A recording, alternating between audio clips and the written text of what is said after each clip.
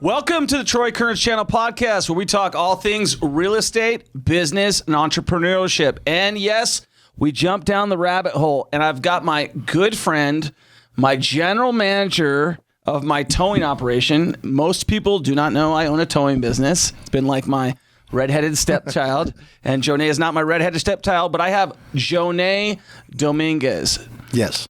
Jonet Dominguez has an interesting story. I think it's going to inspire a lot of people. I want you guys to hear it. It's definitely inspired me.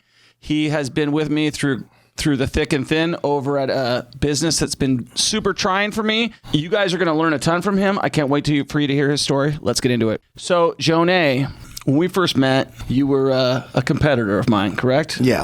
Can you tell us a little bit about yourself? Yeah, definitely. I remember when we first met, I was had just started my own company. What was the name of the company? That one was like a parking enforcement company called Silver State Parking Patrol. Okay. So I remember I met you at the trade show. Right. And you were just wanting to ask questions. And I was like, no, I did not want to talk to you. You know, I could just tell you were like, you just wanted to get information. You know, we weren't going to do business. So like, why am I going to give you information? But you were very eager, and I knew to like, if I didn't have you on my side, I should watch out for you. So, well, I don't know if that's fair. Well, in the game, I mean, you had. So my first impression was like, hey, this dude's trying to get information. Yeah. Okay. All right. Gotcha. Like a cop. Yeah, which is not bad, but yeah. So from there, I set up an appointment with like your secretary or something. Well, how long did I pursue you and call you to come over and work for me? Yeah, from the time we met, it took about, I'd say probably a year and a half, 2 years. Yeah, 2 years. Right. You would check in with me from time to time, just see how I was doing and see if I wanted to give it a go with you. Right. Yeah. Just give it a shot. I was never like hard soliciting with you, touching base, seeing how you're doing. Do you want to come and join? Right. And then what happened? Yeah, and but I think we should go backwards. Okay. Let's talk about where you were at before I met you, how you got to where you're at today, what happened in your life. You've got a really, really interesting story, and I think we need to start there. Yeah, definitely. Well, I'm a Cuban refugee. We came to the United States in 1980, May of 1980. I was about 9 months old. My first immigration picture is my mother carrying me in her arms as a baby. You know, I was just raised in Las Vegas. Everybody asks me where I'm from. I tell them Vegas. I don't tell them where I was born, right. You know. But, I came over very young. I spoke English before I spoke Spanish. And still to this day. Habla español? Yeah, I do speak Spanish. Okay. All right. But even to this day, sometimes I'm just more fluent and more comfortable in English than I am Spanish. Are you? Do you think in English or do you think in Spanish? I think in English. Okay. Yeah. Sí hablo español muy bien, pero English is my preferred language. Oh, is it really? Yeah. Yeah, we grew up, my mother and father were in the picture, and then they got a divorce when I was about 9, and that's where, like, my life took a turn right after about 10 years old. One of my brothers, my oldest brother, was murdered at 9 when my dad left. Well, I don't think you told me this. No. Okay. And then interesting. So my dad's gone, he's out of the picture. My brother gets murdered. How old is your brother? At that time he was 22. So you have a total of 3? 4 now. You have 4 brothers now? 3 now. 3 now, yeah. And you had 4 brothers. Yes. Okay. Yeah. Because I know you're tight with your 2 brothers right now. Yeah. 3 brothers. Yeah, we're I'm confused. How many brothers do you have? 5 or 6. Okay, all right. Well, you have 8 kids. We're gonna get into that too. So. Yeah. So things took. I was a promising kid. I loved education. I loved the system. I loved cleaning my room, getting good grades. I just loved everything that I could excel in until that time came where I seen desperation on my mother's face, and she didn't know what she was going to do. Her first son was murdered. She has no way of taking care of the family. I bonded to my mom, to her, not her struggling side. Uh-huh. So that's when the struggle became real, and I became a natural hustler. And what did the natural hustler turn into? So you're 10 years old. Is this 10 or 11 years old? Yeah, about 10, 11. 10, 11 years old. Your brother just got murdered. Yeah. And was it like a shooting? Was it like... He got shot 6 times in the back in a very known neighborhood out here called Naked City. So that's right behind the Stratosphere. If you guys are listening to the station, listening to the podcast, you need to make sure you stay tuned because this story is about ready to get pretty crazy.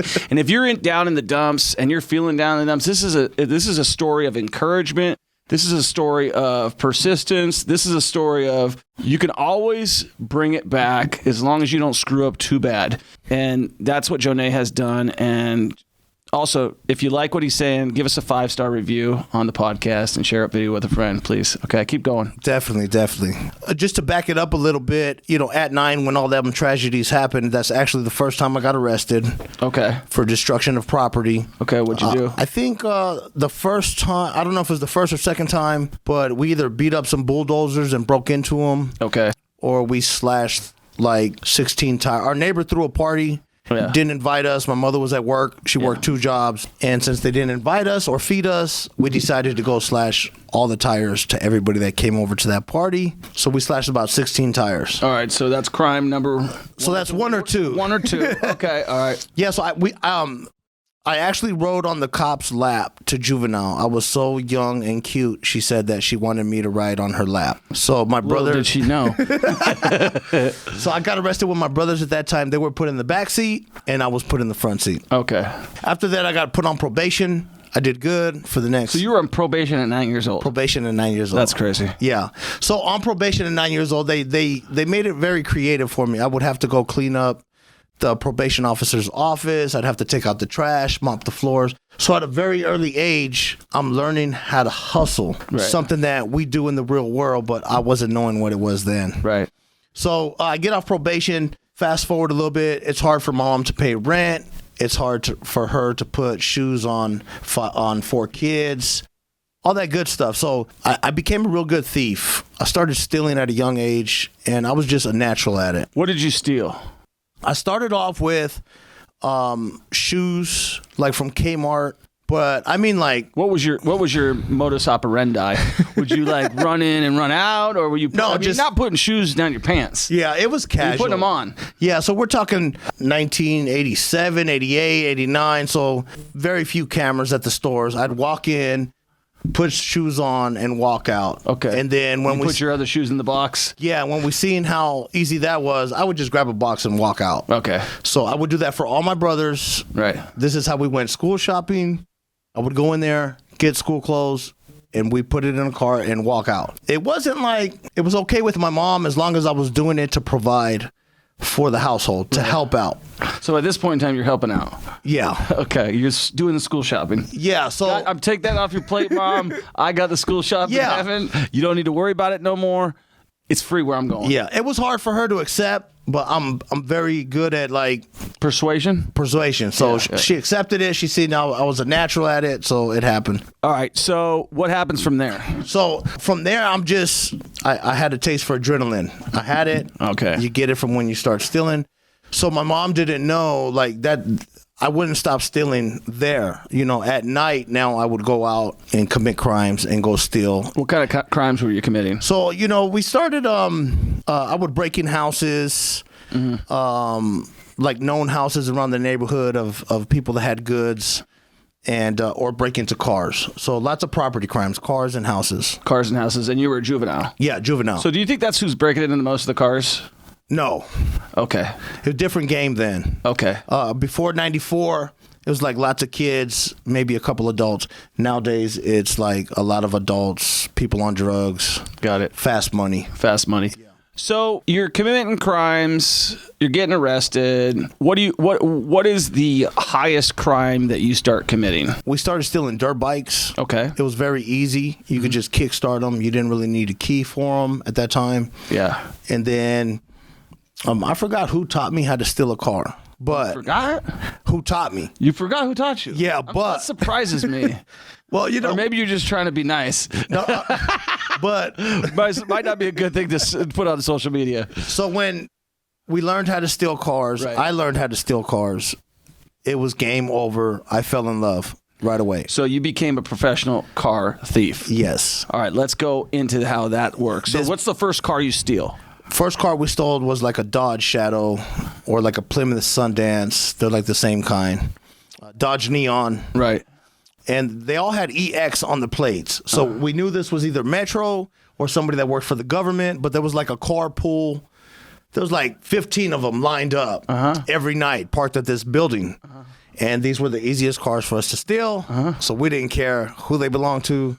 We would steal them. Okay. So it didn't matter that it was owned by maybe Metro or Steve Wynn. It was easy. So At that time, like, it was easier. yeah, I had already been a juvenile by that time, probably 6 or 7 times, maybe 8 times. Right. So how old are you now when you're stealing cars? And when did you first start stealing cars?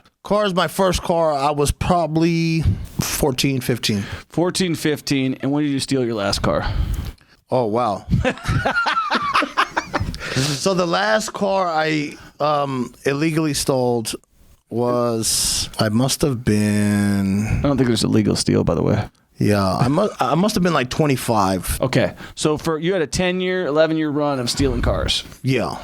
And let's talk about that. So, I think that we can learn anything from anybody, and that's one of the things that I preach and teach all the time. And Jonet actually runs my whole entire towing operation. I have a guy, and you might ask yourself, man, okay, the guy who steals cars for a living is running his towing operation, and it's actually by design. He's excellent with cars, and we're going to get into a little bit why he was my choice to run the tow company, which he is going to be what, Jonet?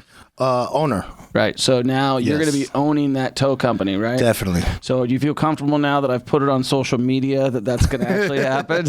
Yeah, we know it's happening. Okay. Have you been a little bit nervous about it? Am I a little bit technical to deal with sometimes? Yes. All right. So you're stealing cars for let's just call it 10 years. It's just easier. We're not going to talk about how many you've stolen because I'm sure there's some stuff that maybe wasn't caught. Yeah. So let's talk about how you were stealing these cars and how you were getting away with it, how much money you were making for the crime that you were committing, right? And then what got you to stop? So we're stealing cars at first just to joyride. It's something fun to do. And from there, before then, we used to ride our bikes or walk everywhere. And then you couldn't pick up girls like that. So we started stealing cars, and all of a sudden we became the coolest kids anywhere. We could drive whatever we wanted, and if it was a nice car, we just had to learn how to steal it. So to learn how to steal a car, you either just have to break into a dealership and try your hardest all night, or you go to the junkyard and you practice on older cars. So that's what we did. That's how we learned how to steal cars. We would just, okay, we want to learn how to steal the new ones. Let's go to the dealership and crack it all night. We'd be there for 3 to 4 hours until we started getting cars that would start and run. So, we were joyriding for a long time. From joyriding, we started... So you were stealing cars from the dealership? But we wouldn't take them off the lot. So you were just trying to get them started? Trying to get them started. All right. So you would just go in there, hang out, spend your time in there, not move the car off the lot. Correct. But when it was time to move another car like that, you knew how to do it. Yes. Okay. Definitely. That's like, you got... Practice makes perfect. Yeah, practice makes perfect. You're being a professional criminal. You're not just being... And I think that's what, looking to now and then, I had a lot of friends, they weren't doing it like that. They didn't have that style to it. I guess I had an entrepreneur type style. I was pride in your work. Yeah, I was innovative. I would think of ways to do it just like, not mass production, but what's the best way to get this done and how can I become good at what I'm doing?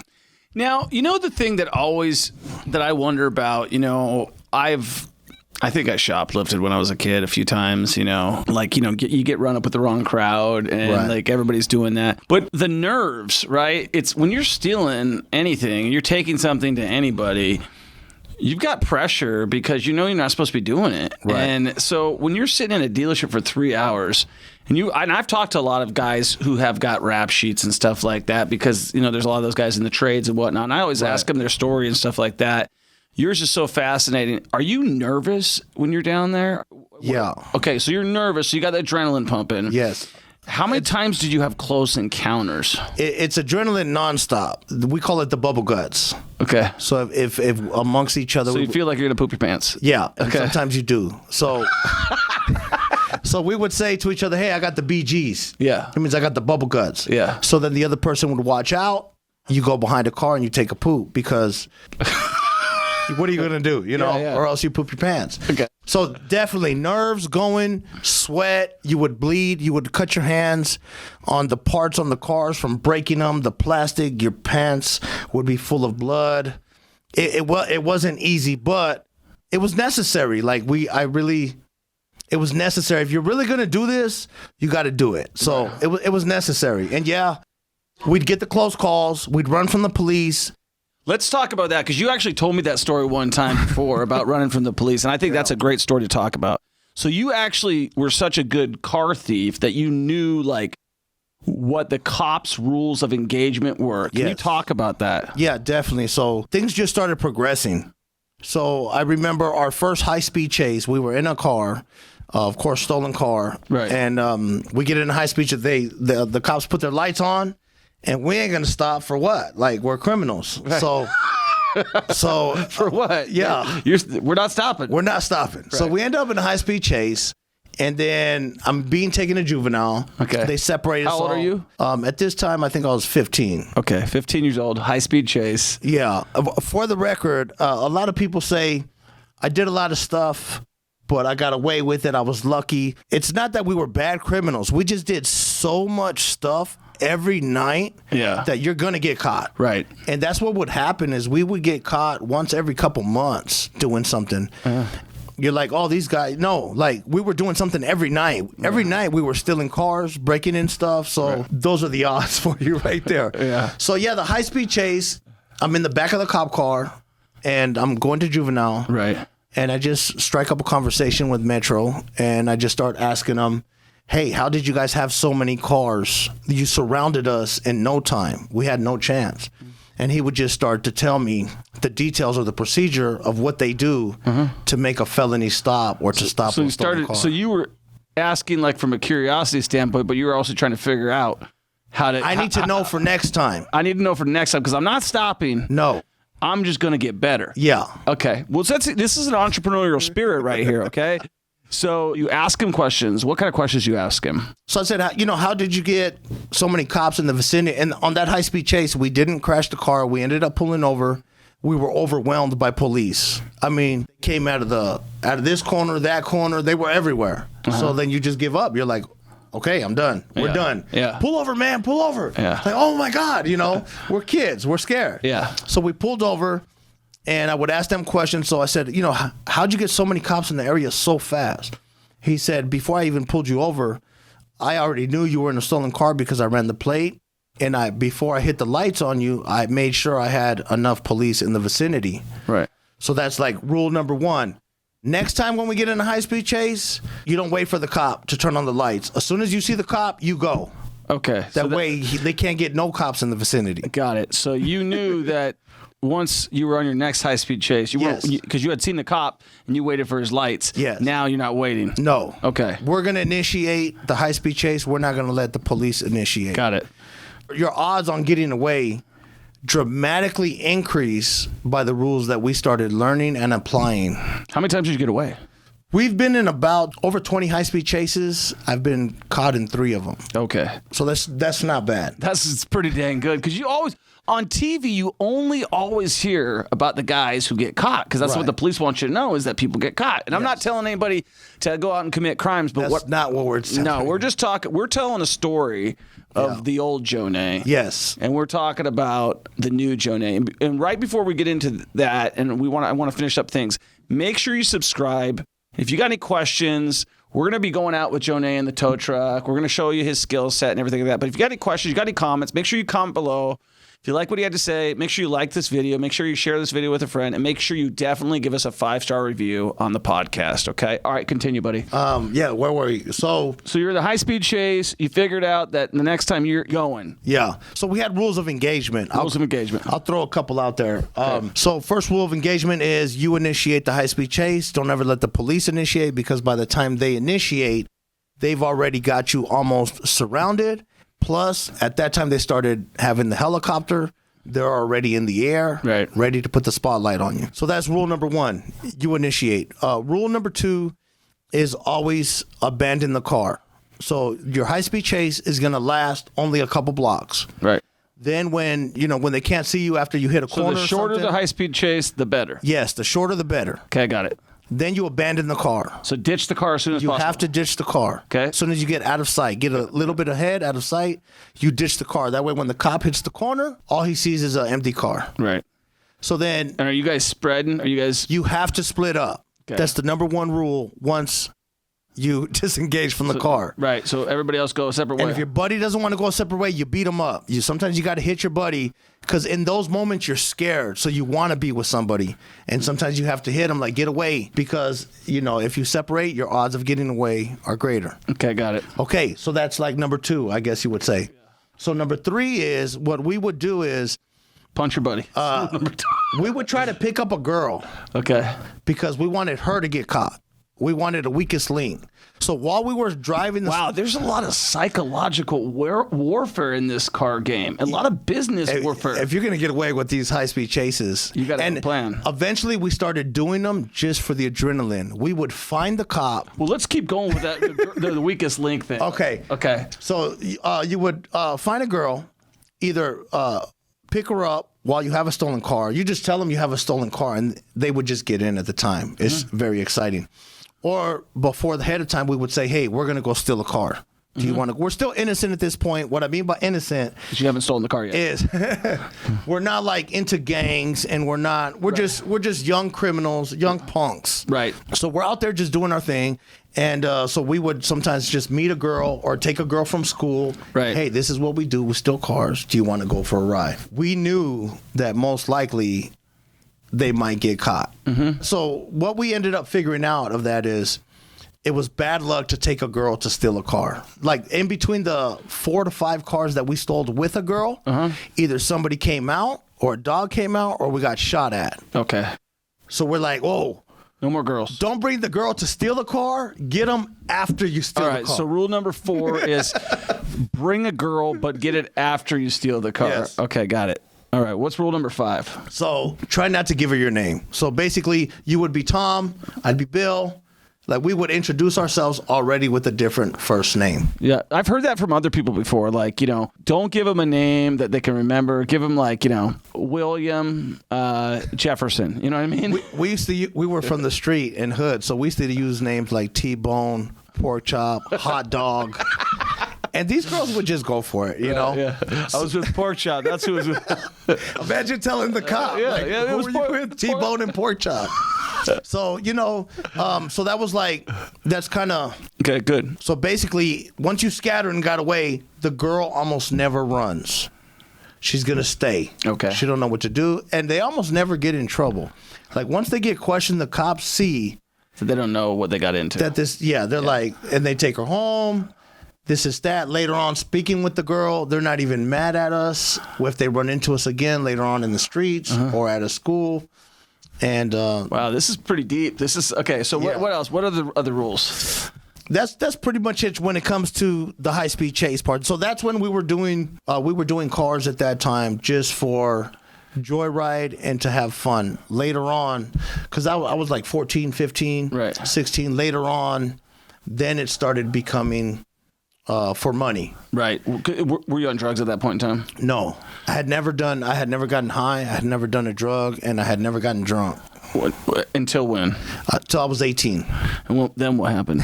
So right before I was 18, I just want to kind of put this out there for everybody. Is this the one we're talking about, the camp? Yeah. So Okay, I do, because I wanted to hit not that. boot camp, but this is before boot camp. Okay, gotcha. So in the middle of all this car stealing and all this stuff, I was on probation 3 times. I've done about 4 years of my juvenile life behind bars when you add it all up. Okay. So it's not like the system wasn't cracking down or doing something to punish us. I've been to the youth camps. I've been to 3 youth camps. I've been to juvenile detention. Right. Just basically Stubborn. as soon as we would get out, the next day we were back at it. Right. We just didn't Care. Yeah, we just didn't care. So you have told me that one of the biggest things that's made an impression in your life is when you got sent to boot camp. Can you talk us about that a little bit? Yeah, so I thought at 18 years old, I was going to change my life around. Basically, I'm not a juvenile anymore.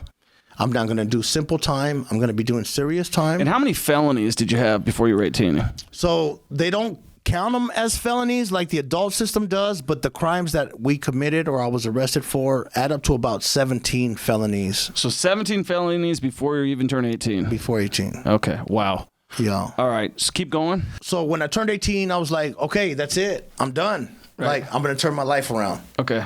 And it didn't go away. I wasn't done. The next friend that came over, the next opportunity we had, we went and did something. Eventually, when you're older, you just don't run like when you were younger. So anyways, high-speed chase, I get caught. I get locked up. How old are you? 18. 18. At this time, I have to bail out. Okay. This is the first harshest reality as an adult I had to deal with was bail. It was $3,500 cash. Okay. That's all I had to my name. My brothers told me, don't spend your money on bail. Get an attorney. That way you're already halfway there on your defense. I said, no, give me bail. I want to go home. Long story short, I pled guilty and I got sent up to boot camp. Okay, so let's talk about boot camp a little bit and tell me, like, the condensed version of that story. Okay. But I know that, like, it's made probably the biggest change in your life. Definitely. So you have a lot of respect for these guys. Yeah, I loved my boot camp experience. I hated it at the time, right? But I loved the experience, and I knew even when I was in it that this was going to change me inside. Okay, so what happened? What changes were happening? So boot camp, unlike the other camps I went to, the other juvenile camps I went to, I loved them. We had all my friends were there. Right. We would go to school together, classes together, sleep together. It was like a sleepover for 9 months. So I loved it. Boot camp, on the other hand, even though we were all together or we slept together in the pods and stuff. What's this boot camp like? How long are you there? What's the sentence, and what's the return? Are you going to boot camp to get less time, or? Definitely, yeah. So boot camp, it was an alternative to prison. Even though I had to go through prison to get to boot camp was a 5-month sentence. How long were you in prison for? I was going to go to prison for 3 years. All right, so instead you went to boot camp for 5 months. It was supposed to be it's a 190-day evaluation program in which they evaluate you and determine whether you should go to prison or not. Right. My 190-day evaluation turned into a 380-day evaluation because I was bad.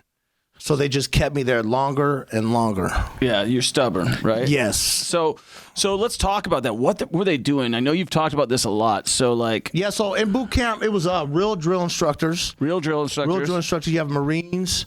We didn't have Navy. We had Marines and Army there. Okay. So how many kids are there? How many drill sergeants are there? It was about I want to say 80 to 90 criminals. Yeah, so we're between the ages of 18 and 27. So guys that feel like they can save.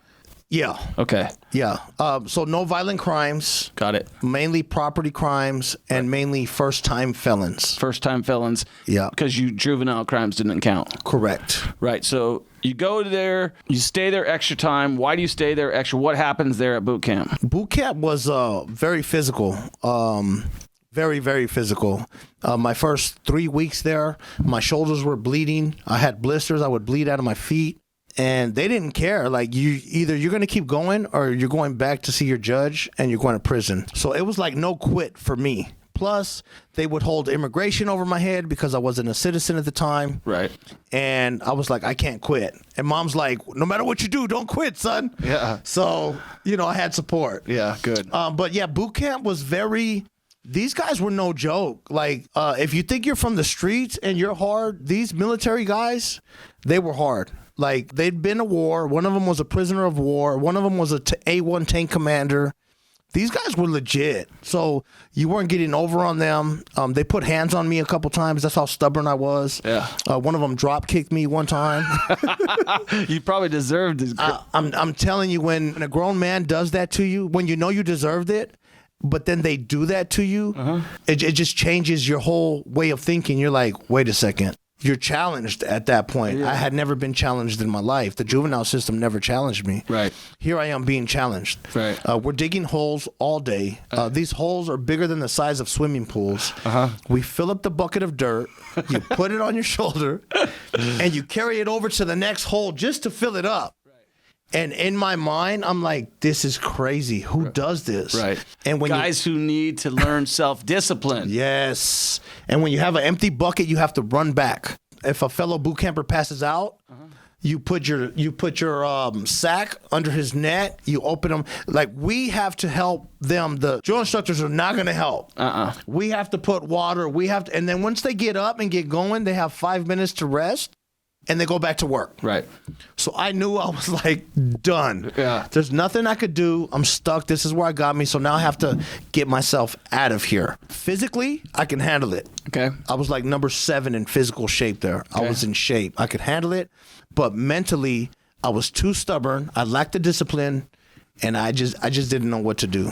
All right, so that had a big impact. You got out of there. I want to transition to where you're at right now. I think it's a good time. I think we've talked enough about your past. Definitely. I didn't hire the guy that he's talking about. The next fella. Yeah, I hired a hardworking, changed guy. And what changed your life around? I see you've got a big OMK on my name for the streets. What does that mean? On My Knees for the Streets is a nonprofit. It's a faith-based nonprofit that I started last year. And, I'm a new person now. I got to change life. I'm a born-again believer, follower of Jesus Christ. If brain transplants were possible, that's what happened. I got a whole new mind, the way I think, the way I see things. My heart has been changed, and I'm just completely different. When did that switch happen in your mind? I mean, when did it get so bad that you felt like I need to make some sort of a major change? Which, going from auto thief, private criminal, just thinking crime all day, crime, to what you've told me many times, you gave your life to Jesus Christ, and you practice what you preach. He's always walking around with a saved hat on. You got something. Yeah. You're very proud of being a Christian. Yes. You're very thankful for what the changes has done. What brought you to your knees? Just the cycle of life, the cycle of the problems. Even though I wanted to get outside of my problems or outside of my habits, I wasn't committing crimes no more. Right. But the mentality wouldn't go away. The street mentality, or the mentality of cutting corners that might get me in trouble, meeting the wrong people. I couldn't eliminate this no matter how bad I tried. This is all I knew. I would get good jobs. I'd have jobs for 5-7 years. I would do real good in life. And then one bad decision would get me back in jail. Right. So now my felonies as an adult are more scattered apart. Right. Felony when I was 18, felony when I was 24, felony when I was 34. Right. So they're more scattered apart because I already learned my lessons. I didn't want to do it no more. But that same mentality, it doesn't go away. You are who you are. It was your skill set. Yeah, you are who you are. Right. And when, tough times would come across, like, you rationalize your thinking to do whatever you have to do to get by. All right, so I meet you in about 2016, 17, somewhere in there. Mm-hmm. We talk for 2 years-ish. Yeah. I pursue you. The qualities that I saw in Jonet is I saw that he was a changed guy. He was a hard-working guy. He was out there trying to start his own business. He had a great reputation in the community, in the towing industry community, as a guy who was a hustler, a guy who didn't get along with other guys in the towing business, partially because he's a hustler and sometimes that doesn't work out. And so, instantly when we meet, he's going for, wants to run the company, right? That's kind of where you went right away. Yes. And I'm like, whoa, right? Yes. Okay, so, but it happened pretty quick. Yeah. The next thing you know, I'm selling my company to you. Yes. Because it's worth more to you than it is to me. And it's a better situation for you than it is to me. And your effort and money and time are better spent in it than it is for me. We can turn now it's the towing business for me has been a total negative, as you're aware, right? Right. I worked my butt off on it. You saw me built a great business. Yes. You know what I mean? I feel like I built. He even tried to tow his own cars. He was in the tow truck. Right. Yeah. I did that. We can do that when we go out. You know what I mean? Yeah. I actually did want to get it all the way. I'm willing to get down and dirty, as you've seen multiple times. I was out there on some of the cars that we were towing, dealing with people, this and that. I tagged plenty of cars, filled them out. Yeah. But when you're towing people's cars, and we deal with private property impound, which is where you're actually towing people's cars that aren't calling you to ask for them. Right. And we also deal with a lot of cash calls where they're calling people, and it's called roadside assistance, or it's called, whatever. We're towing your car for money that you agree. It's called consent or non-consent in Nevada. And so really, I had hired at that point in time a general manager. His name was Ziv Gordon, good guy. He was brand new to the towing business, didn't have experience. I'm brand new to the towing business, do not have any experience. So I'm thinking my partner at that point in time wasn't doing what he needed to do, and I'm looking for someone. I'm looking for my guys to run my operation. I'm not trying to be down there every day. And I had told you that the first time I met you, even, I think. Right. You're like, I think you want to run this whole thing. And Yeah. What was my response? Yeah, you were like, no, I don't want to run it, but I want whoever's running it to know how to run it or to run it like I would run it. Right. And that's where our relationship, I think you knew what I was capable of. You already kind of believed in me and seen me in action when it came to my company at the trade show. You still made me earn it. Right. You were like, no, I'm okay with, I want you to be general manager. I want you to run my company, but you're going to have to get in a truck and prove who you are. I know who everybody says you are, but I need to see it. I need to believe it. And I need to see how you handle pressure. Well, and the other thing was, too, is like I need to see brand new. It's all talk at that point in time. And I've got two other guys that I'm loyal to at that time who I'm trying to groom into that position, but they really didn't want it. You want it. Never seen you. They didn't want it. Say they want it. And so I bring in a new guy into a company. You weren't afraid to ask for more money than I'm paying most guys. Right. I gave it to you. Yes. Not as much as you wanted, but dang close. And then you weren't afraid to go back and ask for more again. And then we got to the point where it was, I got really hit hard by the Nevada Transportation Authority out here in Nevada. It was really a rig. I talked to my attorney at that point in time, and he told me, if you're dealing with an administrative hearing with the government in Nevada, you're going to lose. You're going to lose. Don't even. And I was like, what? No, we're going in. I didn't do anything wrong, and you saw how it went. So at that point in time, I realized, even though my heart was my will to fight, I think you saw it firsthand. It doesn't ever stop, right? Except for when I can't wake up in the morning to go and show you how to hike. But my heart for that business, when I saw that the Nevada Transportation Authority was so heavy-handed and so authoritarian and wasn't willing to work with me, train me, help me, or do anything, they just wanted to crush me. Yeah. I said, man, this is not the business for me at that point in time. And we had talked about that very early on, that we were going to, you, me, Martine, we're going to put something together. And we ended up putting something together. And it worked out exactly the way we talked about it 2 years ago, where you were going to take over the company. It was going to be your company. Yeah. You were going to buy it. And that's what's happening right now. Yes. So 17 felonies before the age of 18, several after the fact. An encounter with Jesus Christ in my jail cell.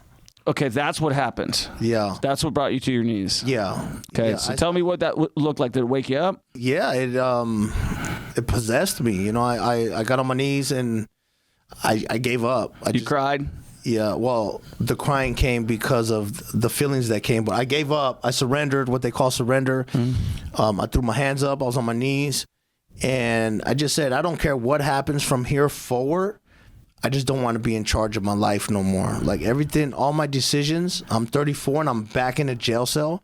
I'm not right. I can't get it right, and I need help. Right. God, will you come into my life? I'll give it to you. Do whatever you want. Right. Just don't abandon me and lead me in your ways. Right. Not in my ways. Okay. And that's exactly what had, like you said, I did cry. I got an overwhelming feeling, like if somebody was hugging me, real tight. I felt real warm. I've heard this before from my friend in Kansas City. Yeah. And I started crying. Yeah. And immediately after, I didn't have I wasn't worried anymore. I didn't care how much time I had to go. and I stopped worrying in life. It's like if I'm not in charge anymore, and I'm okay with that. You know, I had a really good, successful friend of mine on yesterday, Ryan Pineda, and he's a really, really religious guy, a big Christian, practices what he preaches, you know, speaks, you know, I'm not that religious of a guy, as you know, right. But I do respect the discipline and the thing I respect most about you is that your walk matches your talk. You know, you're in charge. For those of you guys who don't know, he's in charge of the money at the business. He's in charge of the tow trucks at the business. He's in charge of the customers at the business. This is not an easy business. Would you agree? No, one of the hardest ones. Yeah, I do real estate for a living, and I can tell you, towing is like a real estate transaction. Every car you tow is like a real estate transaction that could end up in litigation, an accident, or a complaint with the NTA. The reason I put this guy in charge is because I felt that at that point in time, I was done with this business. And this guy wanted to own a business. Prior to that, he had started First Priority Towing with a partner of his. And I think you had started... That was my second business. That was your second business. You were trying... And the first one was Silver State Park. First one was Silver State Park and Patrol. And it succeeded for a while, but it was just self-operated. It wasn't really... I told you that at the trade show. You did. Yeah, I said that business is hard to scale. Yeah. So I didn't believe him. My passion was in it. Yeah. Second business. So that's a first failure as far as a real entrepreneur in business. Second failure was I started a partnership with somebody else. I started a tow company named Priority Towing. And same thing, that one failed. The company's still going, but the partnership kind of dissolved. We didn't see it the same way. Right. So I walked away. You called me around that same time. No, you called me. Oh, I did call you. Yeah, you called me. This time. I called you for... That's why I knew. I was like, okay, yeah, he's ready. I called him for a friend that was looking to jump companies. And when I heard your voice, and you really meant that you needed somebody. Yeah. So I was like, wait a second, why am I calling for my friend? I could go over there. And this is the next step of my entrepreneurship where I'm like, I need to take charge. Like, this is my opportunity. This ain't his opportunity. Right. This is my third time trying. This guy had never tried anything. Right. So I did that. And I don't know if you remember talking in your office. I said I would do this for free, but I have a family, right? And I have to bring money home to them. Mm-hmm. But I would work for free. I'm still willing to do that deal. So currently, we're in the process of doing a sale and transfer, or you're going to be partnering with somebody else who's starting a new company, and you'll figure out something that way. Our listeners right now, what would you tell people who are feeling lost, feeling insecure, feeling lost, scared, frightened? You've been there. I mean, you've been in jail, you've been in prison, you've lost your way. Yes. But now you're sitting here with me today. You got a big smile on your face. Yes. You got 8 kids. Yes, 8 stepkids. 8 stepkids. Yes. You married. We didn't even bring this up, but we're wrapping this up. So I'm going to say, Yes. You married his best friend's wife. You married your best friend's wife. You're raising all his children. He passed away. Yeah, he passed away. She's a widow, and I took on his 8 kids. You took on his 8 kids. Yes. Great guy. Trusted with my money. You know, I'm a hard guy to deal with. He's a hard guy to deal with. Yes. We bump heads. Yeah, we bump heads. But you know what? At the end of the day, his heart's in the right place. Yes. My heart's in the right place. And sometimes everybody's got to give a little bit. Yeah. What words of encouragement would you offer to our audience who's listening right now, besides to give us a 5-star review? Yeah. Definitely give the 5 stars. Troy's the real deal, man. I was skeptical at first when I met him because he's got that shark attitude and he knows what he wants. He knows how to get it, and that was kind of intimidating to somebody like me because, you could walk over, you could trample on somebody like me and take advantage. So that was scary at first, but the takeaway from this is people are always coming into your life to help you or to give you that helping hand you need or the step up in life you need, but we're either scared to see it or take the risk. And I mean, you have to take the risk. If you're going to move forward, if you're going to advance, if you're going to move up in life, there's a risk. The Bible calls it a leap of faith. You told me that you need to take a leap of faith. And that's what we did. Right. You have to take a leap of faith. And something about you is, you're this real estate investor and you've done well with it. Tow truck driver. And you've done well with it. But here you are, you're blessing me for my efforts and my hard work. It's the same way for anybody out there. If you put your passion, if you treat anything like your passion that you're moving forward towards, people are going to recognize it.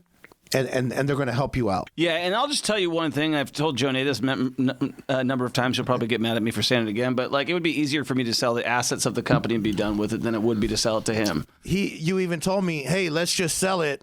Come with me and do real estate. Correct.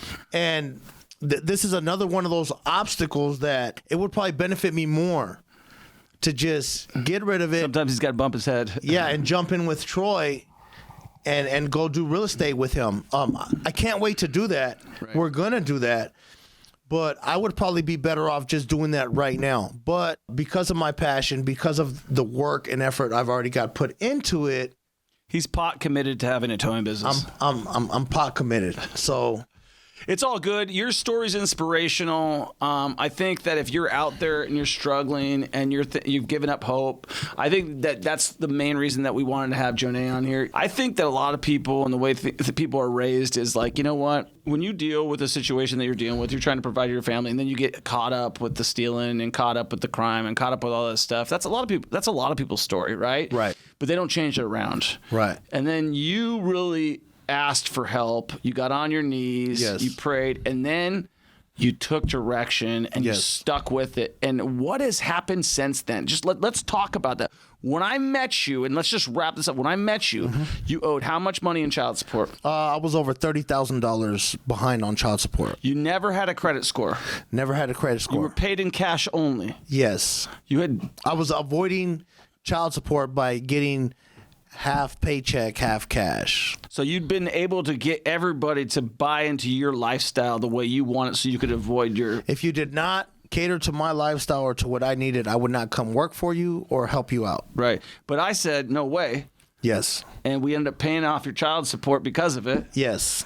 And are you happy about that? Yeah, I'm debt free. So I'm 42. I'm debt free. Paid off child support. I got a 700 for a credit score. You never even had a credit card when we first started talking. I never had a credit card. What did we do on that?